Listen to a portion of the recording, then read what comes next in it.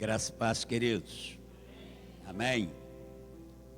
É um prazer podermos estar novamente aqui. Depois de um tempo bem longo, né? Já faz tempo. Mas Deus, como sempre, nos dá a oportunidade. Podeis assentar, queridos. Louvo a Jesus pela vida desta igreja, pela vida e ministério do pastor Alinor e pastora Socorro e todo o ministério da igreja. Que Deus em Cristo continue abençoando, fazendo com que esta igreja continue resplandecendo, seja luz brilhando no lugar onde Deus plantou, para que as pessoas possam ver que o crente em Jesus, o brilho dele não é como o brilho do filamento de uma lâmpada, mas sim o testemunho que ele dá, a vida que ele tem, a forma que ele vive e a fé que ele deposita no Deus que ele serve. Meus queridos irmãos,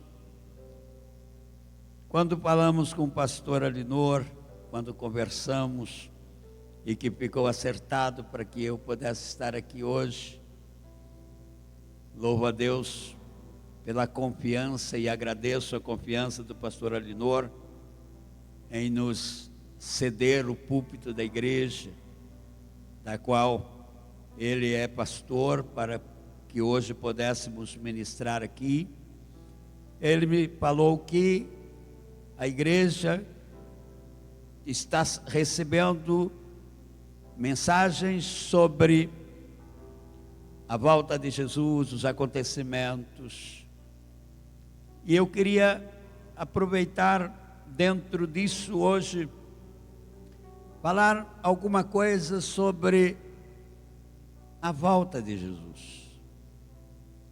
Meus amados, nunca esteve tão perto a volta de Jesus, mas também nunca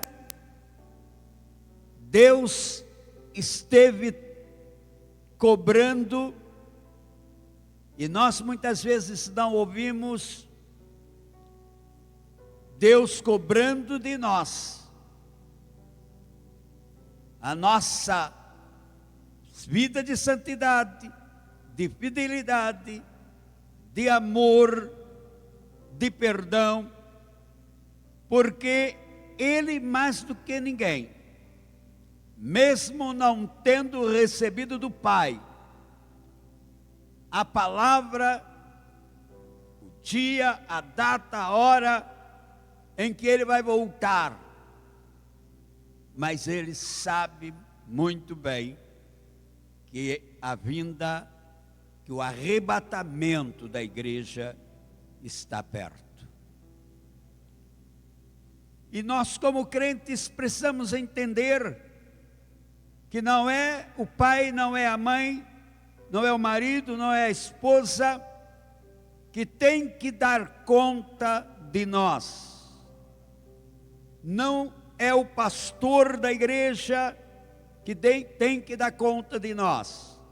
Nós daremos conta das nossas vidas ao Senhor Jesus.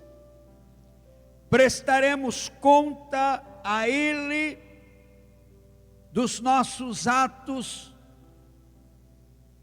e Ele há de perguntar um dia a nós, se nós não tivermos conhecimento de tudo aquilo que Ele fez por nós, do que Ele sofreu, do que Ele dedicou, para que nós pudéssemos ser alcançados, se nós nunca entendemos o grande amor de Deus para conosco.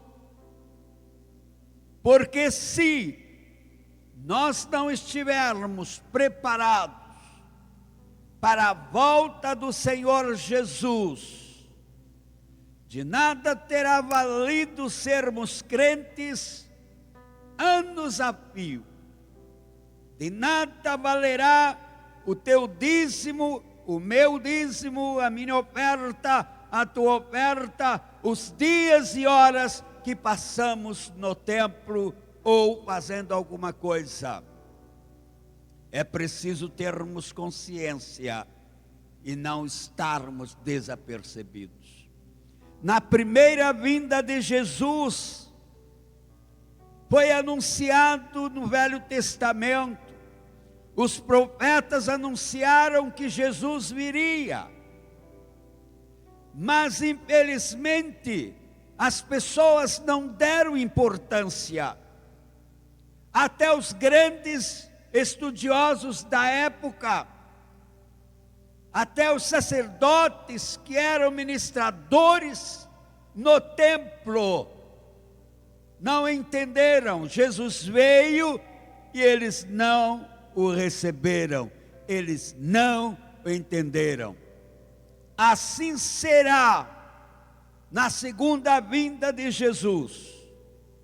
O mundo, os homens, a igreja, as pessoas de modo geral, estão tão preocupadas com as coisas do mundo. Quando eu digo coisas do mundo, não estou me referindo a pecado, não. Eu estou me referindo em nós nos preocuparmos muito com as coisas materiais, para nossas casas estucadas, para as nossas casas com as melhores mobílias, nossas casas com as melhores e maiores televisões, e nós termos as melhores roupas, e nós calçarmos os melhores sapatos, e esquecermos de que Jesus está voltando. A veste que tu tens aqui, que eu tenho, não valerá para o céu, porque lá nós teremos uma vestimenta diferente. O dinheiro que você tem aqui não servirá para o céu, porque a moeda do céu é diferente, não é a moeda deste mundo. Lá a moeda que vale, que prevalece, é a santidade. Santo como eu sou santo, diz o Senhor. Mas para entrar no céu, é preciso começar a ser santo aqui. É preciso sair daqui já santo, lavado, redimido no sangue do Cordeiro. Jesus está voltando.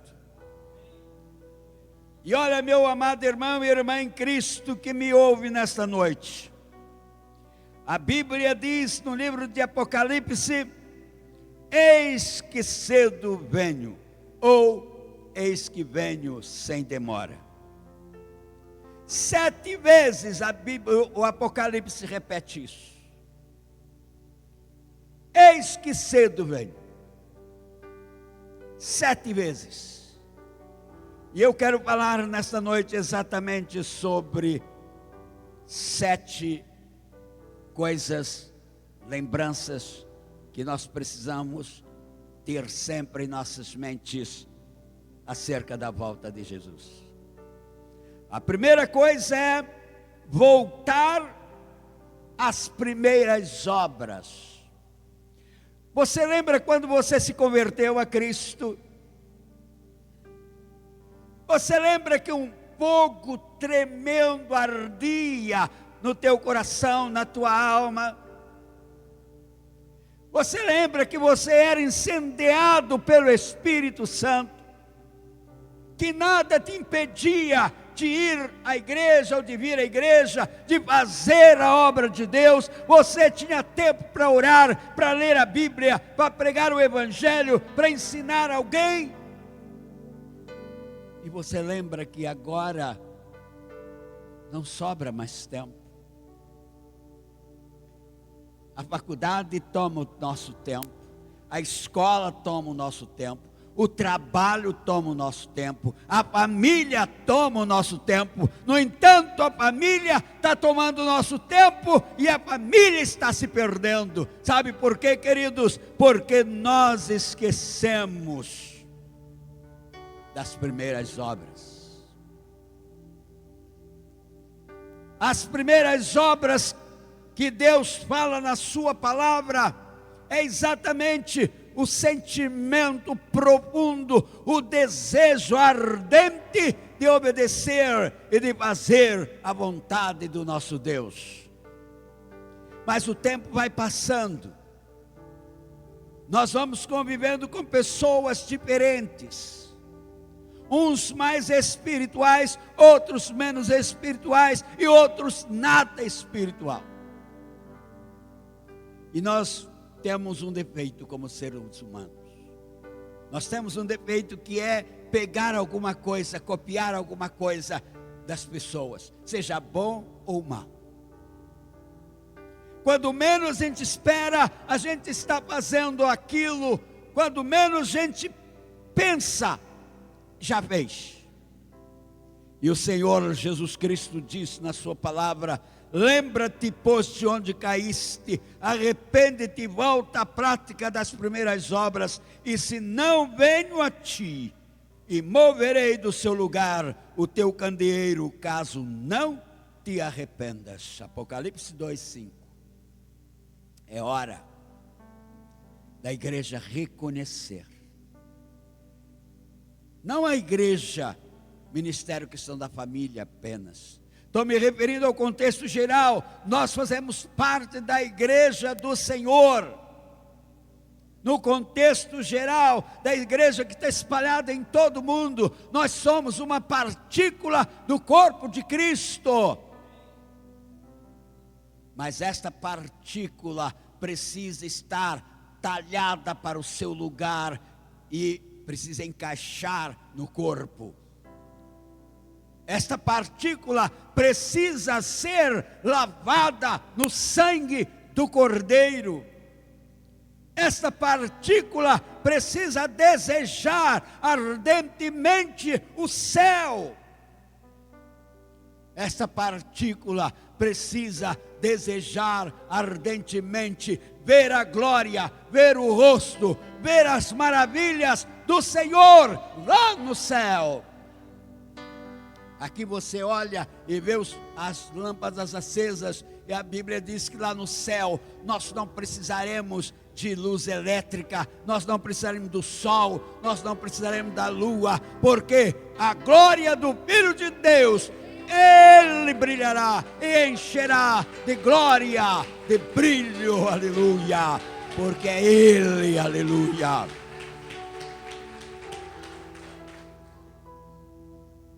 Mas é preciso reconhecer, virei a ti, e te tirarei você do meio, do lugar onde você está. Queridos, tirarei, apagarei o teu candeeiro, tirarei você, se não te arrependeres, diz o Senhor. Uma das palavras mais importantes da Bíblia chama-se arrependimento. Sem arrependimento não há perdão. Sem arrependimento não haverá lugar no céu. Arrepende-te de onde caíste, confessa o teu pecado e deixa, ou seja, arrepende-te dos teus pecados e deixa, porque o lugar para onde você deseja ir é melhor que os melhores palácios deste mundo. A Bíblia Sagrada no Apocalipse diz que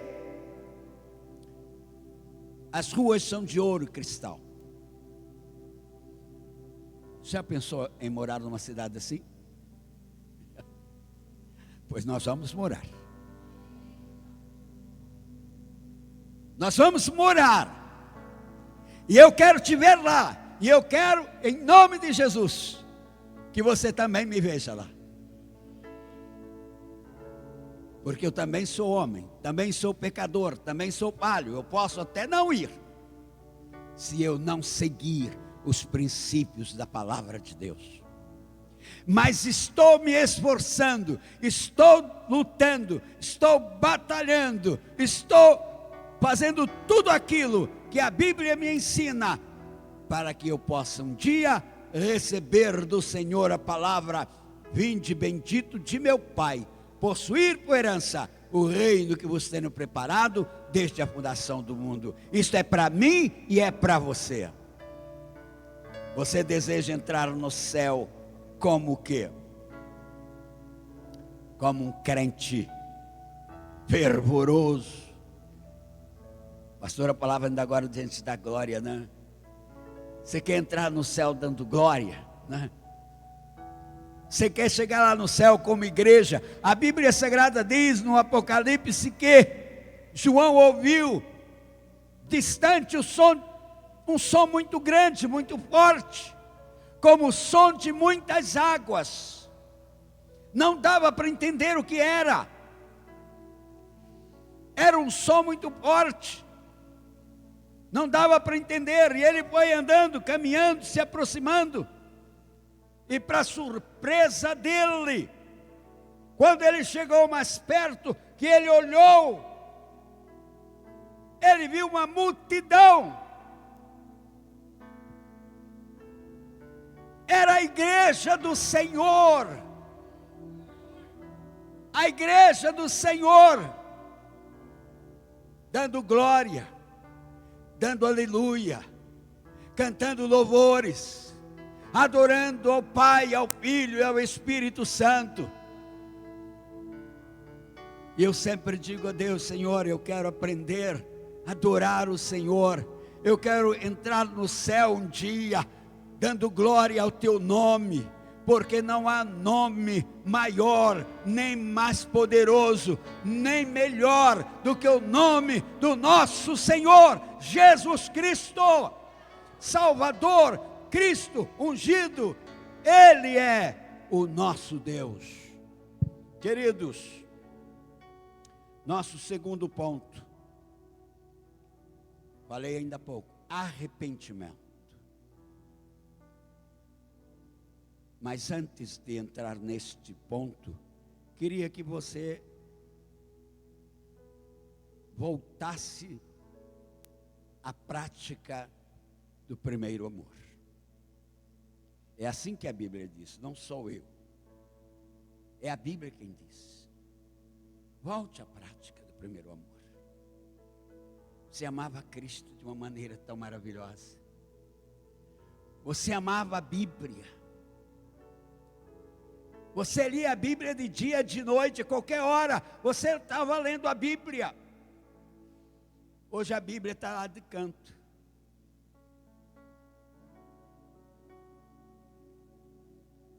A Bíblia hoje está no criado mudo, está na estante, está na cabeceira da cama, cheia de poeira, se você não for muito cuidadoso ou cuidadosa.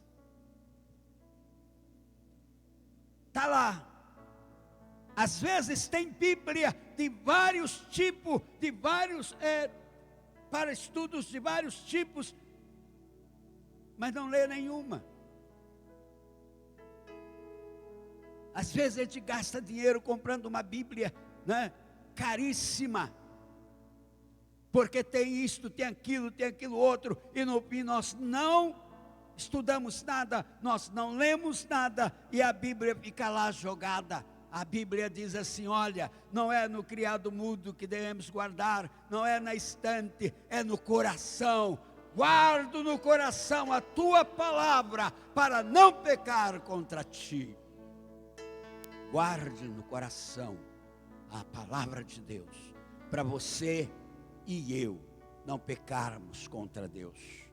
No livro de Apocalipse, no capítulo 2, verso 16, ele diz: portanto, arrepende-te, e se não, venho a ti sem demora, e contra eles pelejarei com a espada da minha boca. Queridos, segunda coisa a fazer para estar preparado para a volta de Jesus, segundo esta palavra, é se arrepender. O arrependimento é por demais importante na vida do crente. Mas não é o arrependimento fingido, não é o arrependimento momentâneo, não é o arrependimento emocional, aquele momento que a gente está emocionado. Não. Esse arrependimento aqui que a Bíblia está falando, é o arrependimento que muda caráter, que muda vida, que muda comportamento, que muda esposo, que muda esposa, que muda mãe, que muda pai, que muda filhos, que muda a sociedade, quando entrega-se e confessa a Deus seus pecados e abandona, e não volta mais a praticá-lo. Aquele que confessa e deixa, alcança misericórdia. Olha, arrependei-vos, é o que diz a palavra do Senhor. Isto será o que o Senhor quer, que você e eu aprendamos o caminho do arrependimento. Mas olha, você e eu não podemos nos arrepender só uma vez. Já nos arrependemos a primeira vez quando aceitamos Jesus, e os nossos pecados foram perdoados. Dali para trás, todo o meu pecado, o seu pecado foi perdoado. No entanto, nós continuamos pecadores e continuamos pecando. Quem aí não peca? Todos nós pecamos, não é verdade? Mas tem uma coisa, uma condição que Deus estabeleceu para que você e eu não vá para o inferno: arrependimento.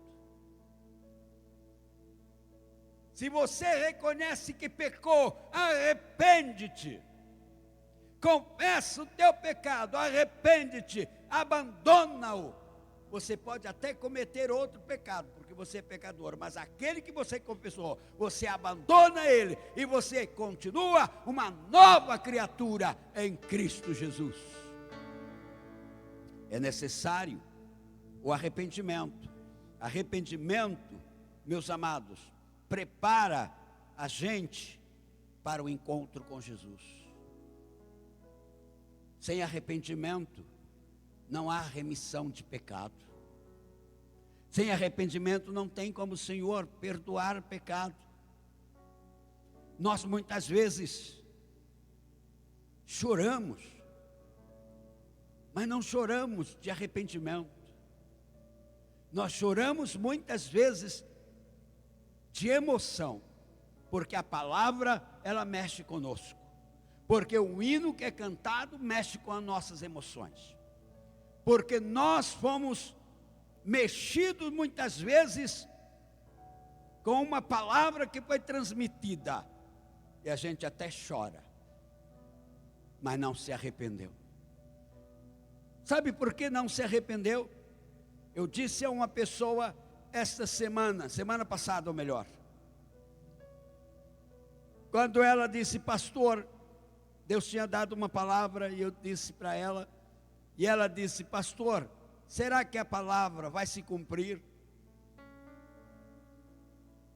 E eu disse: eu só serei profeta se a palavra se cumprir. Se ela não se cumprir, eu serei um mentiroso, porque eu estarei falando o que Deus não mandou eu falar.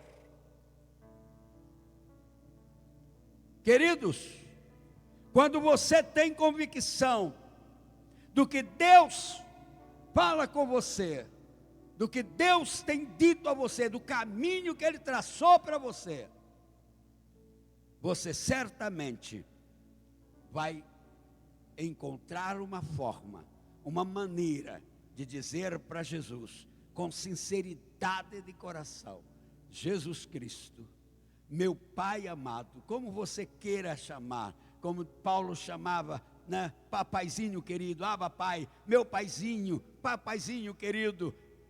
Como você chama, seu Deus? Como você chama aquele que te ama tanto? Como é que você se dirige a Ele? A forma não importa. O que importa é a sinceridade com a qual você se dirige a Ele. Terceiro, conserva a tua coroa. Tem muita gente que já perdeu a coroa. Tem muita gente que não deu importância para a coroa. A palavra do Senhor diz, está aqui, Apocalipse: venho sem demora, conserva o que tens, para que ninguém tome a tua coroa. Apocalipse 3:11. Tua. Diga, minha. Você tem uma coroa. Ela foi dada no dia em que você entregou sua vida para Jesus, confessou os teus pecados, Ele te perdoou, escreveu o teu nome no livro da vida e disse: tu és meu, tu és minha. Mas a vida é longa e no nosso caminho aparecem tantos percalços. No nosso caminho aparecem tantas barreiras que nós precisamos transpor, tantas montanhas que nós precisamos passar por elas. E às vezes nós não conseguimos. Mas não é porque Deus não esteja conosco e nem porque Ele não tenha poder ou Ele não queira nos abençoar. É porque a nossa vida diante dEle não corresponde. Deixa eu dizer uma coisa para você. Você vai a uma loja de joias e lá você vê um anel de brilhante ou de diamante. E você deseja comprar aquele anel, mas você só tem a metade do valor daquele anel. Você leva esta joia? Certamente que não.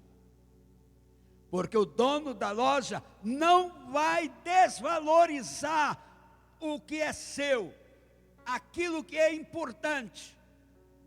Também nós não receberemos a bênção que nós precisamos, porque o Pai não vai desvalorizar o sacrifício do seu Filho na cruz do Calvário por causa de nós. Não vai. Quanto vale uma alma? A Bíblia responde, ela diz: vale mais que o mundo inteiro. Queridos, eis que venho sem demora. Conserva o que tens. Conserva o que tens. Faz como o salmista, guarda. Tem uma versão que diz: escondi no coração.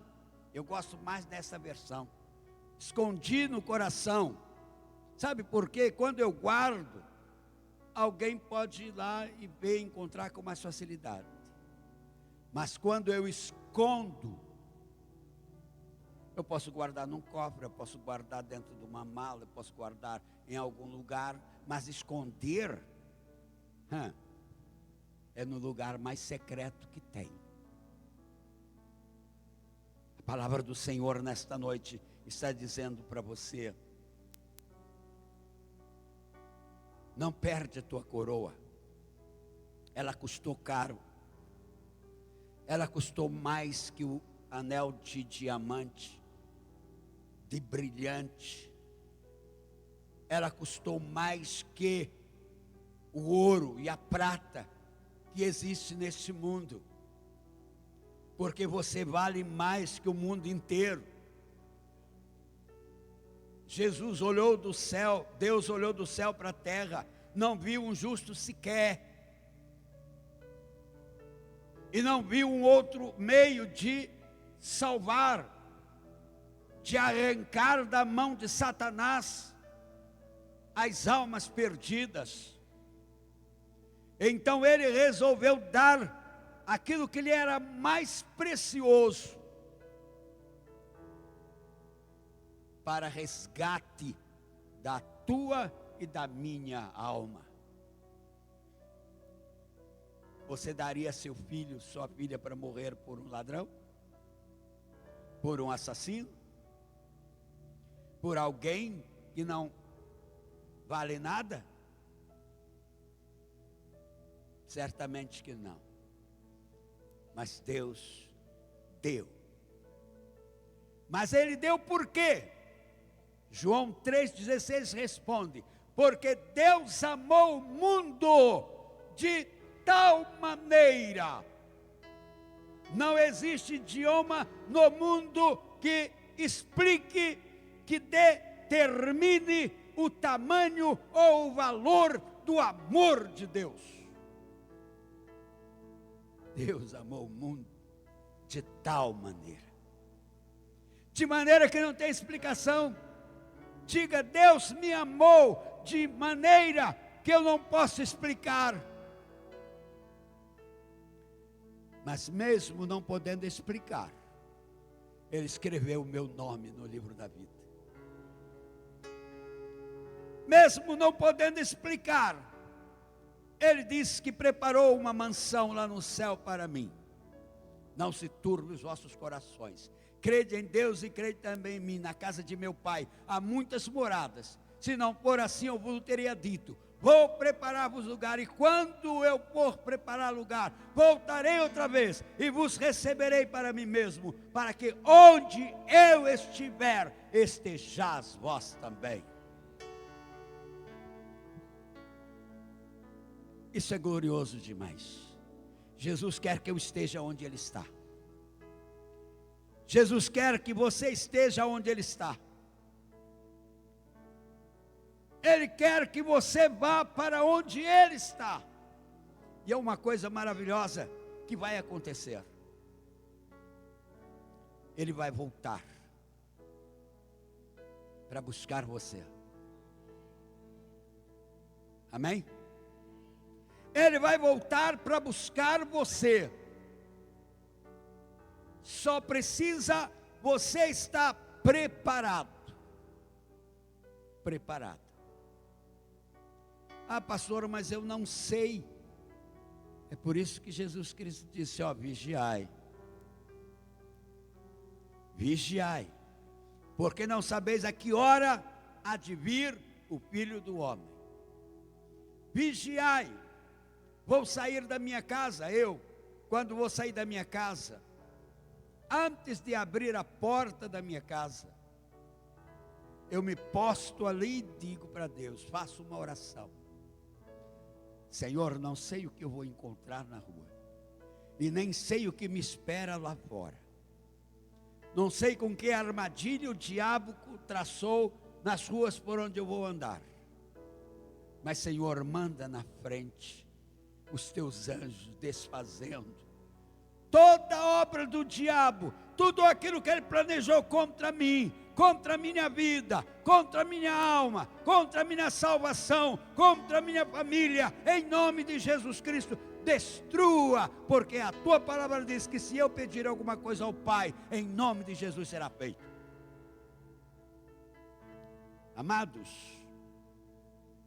temos uma coroa, está guardada, está lá. Na época do comunismo na Romênia, houve um período muito triste. Os comunistas fizeram uma piscina grande e ali eles jogavam as crianças dentro da piscina gelada e os pais olhando. E quando as crianças já estavam quase mortas, e eles diziam: nega Jesus, ou teu filho morre. E eles não negavam, eles tiravam de lá, corriam, metiam ele numa sauna bem quente. Tirava de dentro da sauna e corria de novo, jogava dentro da piscina. E um guarda que estava lá na guarita, ele olhou para o céu quando o primeiro crente negou, quando o primeiro pai. As pessoas dizem que era pastor, o livro que eu li não diz, só diz que era pai. Quando o primeiro pai negou Jesus, aquele guarda disse que vinham descendo as coroas, elas estavam flutuando no espaço. Quando ele negou, a primeira coroa voltou. E assim sucessivamente, cada pai que negava, a coroa voltava. Não perca a sua coroa, por nada. Ainda que você tenha que morrer por Cristo, não desista. Não desista, porque você não é dos que desistem. Amém? Nós não somos dos que desistem. Nós fomos chamados para sermos homens e mulheres que servem ao único Deus verdadeiro, que está debaixo da cobertura do único Deus verdadeiro, que domina o céu, a terra e o mar, e até o inferno. De tal forma que ele diz, mal nenhum te sucederá, praga nenhuma chegará na tua casa. Amém? Coisa maravilhosa, queridos. Toma posse da palavra de Deus, leia a Bíblia tomando posse. Mal nenhum te sucederá, praga nenhuma chegará à tua casa. A Covid passou aí, ela ainda está por aí, mas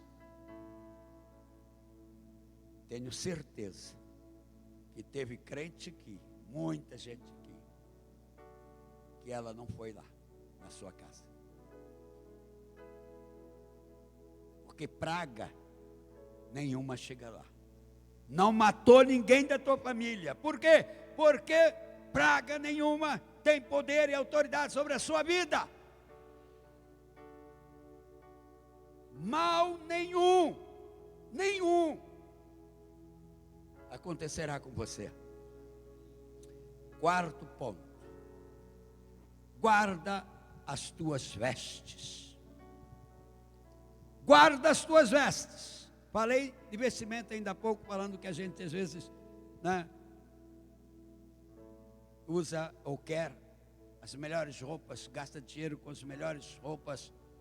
Às vezes tem gente que compra, tem o guarda-roupa cheio lá de vestidos, de calças, de tudo, de camisas, de blusas, de terno. Mas tem uma festa e diz, não, eu não quero, tem que comprar. Vou comprar um vestido novo, vou comprar uma calça nova, vou comprar um terno novo, porque fulano, a igreja já sabe, já me viu com todos esses vestidos aqui, já me viu com toda essa roupa aqui, então eu não quero que ninguém me veja. Novo com essas roupas de novo. A única veste que você não pode perder é a que Jesus te deu. Esta você não pode perder.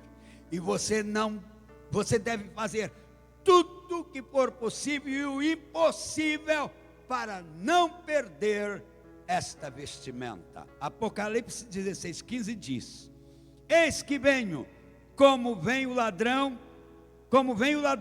bem-aventurado aquele que vigia e guarda as suas vestes, para que não ande nu e não se veja a sua vergonha.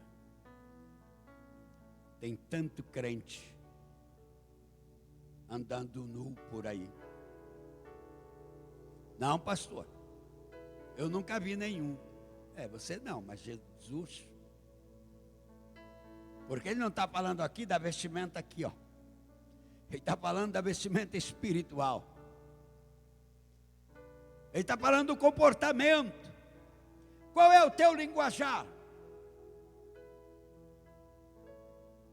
Em casa você tem um linguajar, na igreja você tem outro, na escola você tem outro, na faculdade você tem outro, com os amigos você tem outro. Que vestimenta você tem? Você está nu. É vergonha. Deus te olha como dizendo: cobri meu rosto para não ver a vergonha da tua nudez. Vigia e guarda as suas vestes. Olha, meus irmãos, quando Israel saiu do Egito, eles estavam cingidos, vestidos, calçados e com o cajado. Ou seja, eles estavam preparados para uma viagem longa. Para uma viagem longa. Nós estamos numa viagem. E esta viagem tem sido longa para muita gente. Para mim mesmo ela tem sido longa. Eu aceitei Jesus, tinha 8 anos de idade.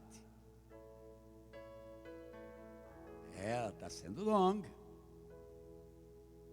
Mas sabe o que é que a Bíblia também diz? Os sapatos, as sandálias não gastaram, a roupa não gastaram, não envelheceram, nada. Por quê? Porque estavam exatamente fazendo como o Senhor dissera. E Ele, Deus, não é homem para que minta, nem filho do homem para que se arrependa. Se Ele disse que você tem uma veste, Ele vai cumprir. Mas Ele também não assumiu sozinho a responsabilidade. Ele disse: é nossa responsabilidade, é minha e sua. A minha é manter a minha palavra, a sua é fazer com que, quando você chegar aqui, eu possa dizer a você: vinde bendito de meu Pai, vem bendito de meu Pai, possuir por herança o reino que você tem preparado desde a fundação do mundo. Aqui está a tua veste. E o anjo do Senhor vai colocar a veste em você. E aí eu começo a devagar, sabe? Aí eu começo a pensar: como será a minha vestimenta, Senhor? Não importa se não tem nenhuma pedrinha, não. O que importa, pelo menos, que eu tenha ela. Que eu tenha direito de receber a vestimenta. Sabe? Não importa. Basta se for só uma batazinha, mas se me der direito de entrar no céu e ficar lá, então que seja ela, Senhor, mas que eu não perca. Nossa vida é longa, queridos. Prepare-se, porque nem todo mundo vai morrer cedo. Mas ser fiel até a morte, e dar-te-ei a coroa da vida, diz o Senhor. Não é ser fiel por 2 anos, 10 anos, 20 anos, 30 anos, 50, 70, não. É até a morte. E para encerrar, queridos,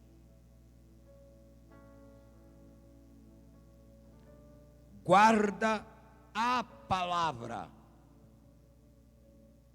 Guarda a palavra. Apocalipse, capítulo 22, verso 7. Eu estou hoje pregando só no livro de Apocalipse.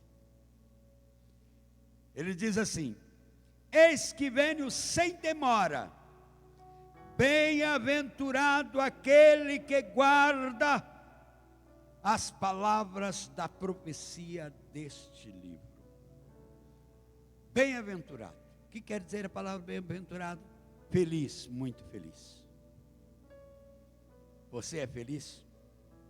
Ou você não gosta de ler a Bíblia? Quando você lê a Bíblia, você dorme. Você cansa. mas passa horas com o celular e não cansa. É interessante que eu estava no banco e uma senhorinha bem de idade,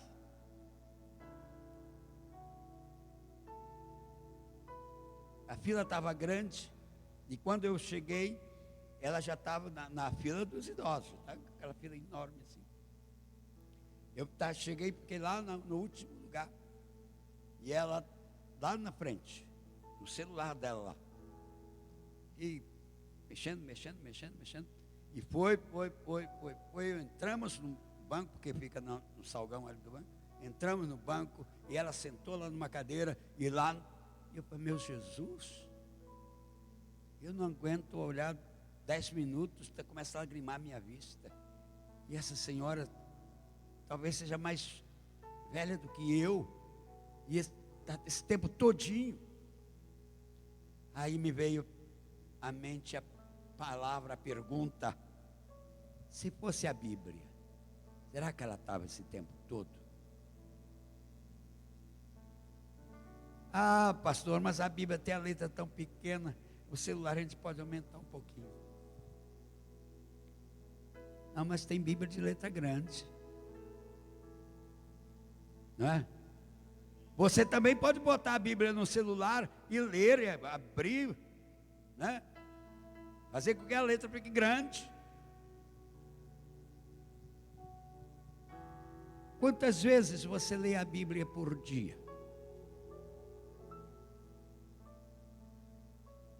Vamos encerrar daqui a pouco, já estou no último ponto. Mas queria encerrar essa mensagem procurando deixar na tua mente, querido irmão e irmã, uma mensagem para Jesus te cobrar no dia que tu chegar lá no céu. Se você não entrar.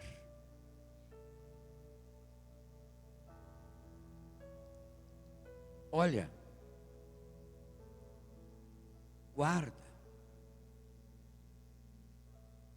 Não é só botar debaixo de um livro, guardei.